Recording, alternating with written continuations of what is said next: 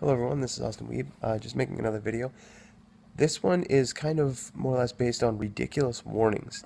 Okay, so I don't know if you guys know this or not, but coffee is hot.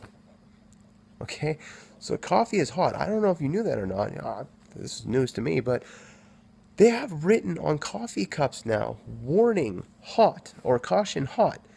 And the reason they did that was because there was a guy who went through the McDonald's drive-through and spilt coffee on his lap.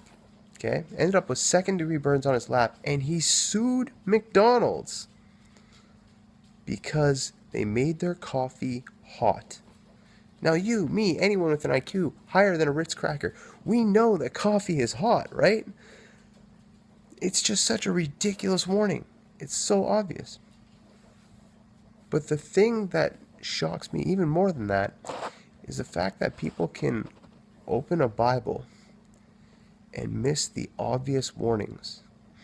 You know, what people tend to do is they tend to read only certain Bible verses. You know, we'll only read the good stuff and we'll leave out all the bad stuff. And it's like, you're missing all the obvious warnings. You're missing all the trials that people go through, right? So let's just think about this for a second. Let's say if you were to do this with any other book in history, okay? Any other book. Let's say you're talking about Lord of the Rings, okay? If I were to ask you, what is your favorite sentence in that book, you'd probably look at me like I just went crazy.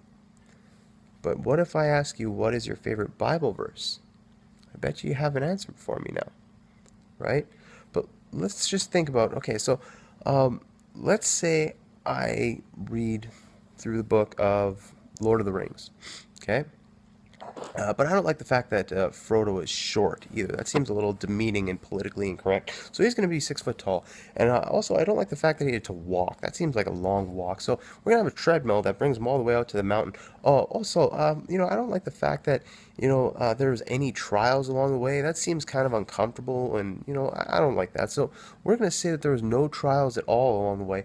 And, you know, we're just going to say that, you know, Gandalf didn't have to guide him or anything. Gandalf didn't have to die. That was just nuts.